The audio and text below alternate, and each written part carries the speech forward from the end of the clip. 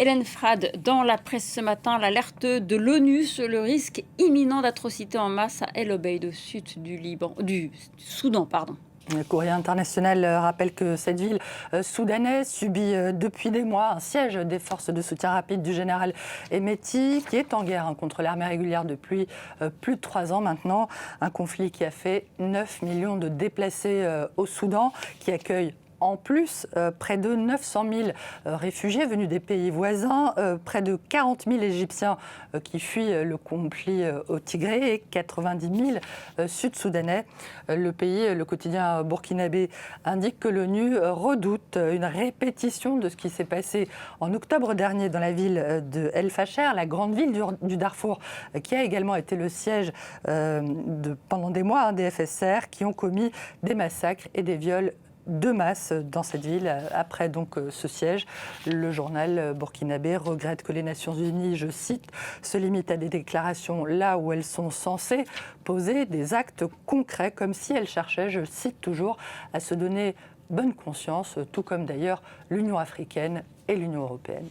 Et la presse internationale qui revient également sur l'accord entre les États-Unis et l'Iran concernant la mise en place d'une commission technique pour gérer les conflits au Liban. Et L'Orient le jour, le quotidien libanais perçoit le fait que Washington et Téhéran acceptent de siéger ensemble dans une commission comme une reconnaissance explicite par les États-Unis du rôle de l'Iran au Liban, à renvoyer une fois de plus à son rôle de victime expiatoire. Le quotidien s'alarme. Comment espérer désormais quelque chose avec d'un côté Israël qui va défendre bec et ongle sa vision maximaliste et un Hezbollah qui va tout faire pour torpiller les négociations israélo-libanaises en cours à Washington. Inquiétude aussi en Israël, précisément. Le site américain Axios cite des responsables israéliens qui disent craindre des représailles de Washington chaque fois qu'ils voudront mener une frappe au Liban, ou des pressions de Donald Trump pour qu'il se retire du sud du pays alors que la menace du Hezbollah persiste. Conclusion du quotidien de gauche israélien Haaretz, une fois de plus, Benyamin Netanyahou a renforcé les extrémistes, en particulier le Hezbollah. Le journal israélien voit un lien direct entre le refus du Premier ministre israélien de respecter sa part de l'accord de cessez-le-feu qui avait été conclu en 2024 et l'effondrement diplomatique sans précédent qu'a connu Israël ces derniers jours.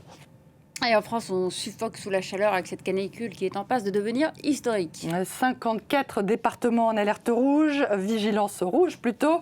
Plus de 90% des Français concernés. C'est le record qui fait ce matin la une du journal local La Dépêche du Midi. À la maison, au travail, dans les transports, la France subit le choc et Mediapart dénonce l'impréparation et l'improvisation du gouvernement face aux canicules à répétition. Le débat sur le dérèglement climatique semble reculer et profiter à un autre débat sur l'adaptation.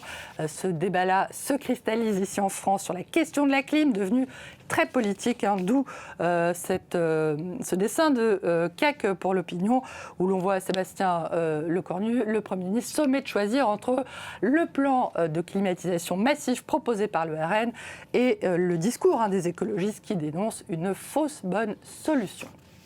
Sébastien Lecornu qui promet que les révélations du rapport sur la mort de la petite Liana vont conduire à l'action. Et là encore, le débat provoque, ce rapport, qui n'est pas le rapport définitif d'ailleurs, provoque un débat politique très vif. Le Figaro juge ce document accablant pour la justice. Le site d'Info Mediapart relève de son côté que l'exécutif retient d'abord des défaillances personnelles, mais il rappelle que les inspections de la justice et de la gendarmerie pointent aussi des dysfonctionnements d'ordre structurel.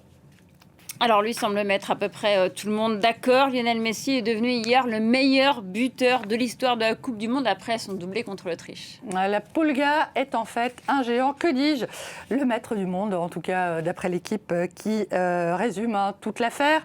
Un doublé, un record, une légende. Qui dit légende dit bien sûr statue à sa mesure, inaugurée dimanche dernier à Cutralco, c'est en Argentine, une statue de 26 mètres, 70 tonnes en l'honneur du joueur argentin qu'elle devait lui rendre hommage, mais semble surtout être devenue la cible des moqueurs qui l'ont rebaptisé le Messi de Temu, le site chinois pas cher. Pour être tout à fait juste, je pense qu'il s'agit plutôt d'une question de point de vue parce que de biais, a priori, ça passe encore. Là où ça se corse, c'est plutôt de face. Là, franchement, ça laisse un petit peu à désirer, si je puis dire. Qui a oublié, cependant, la statue terrifiante de Cristiano Ronaldo en 2017 à l'aéroport de Madère, qui consolera peut-être son ami Lionel Messi. Voilà le concours de la statue la plus moche ce matin. On dira peut-être un jour dans les milieux du foot, si à 40 ans tu n'as pas cette statue moche, j'en parle en latin, eh bien c'est que tu as loupé ta vie. Merci.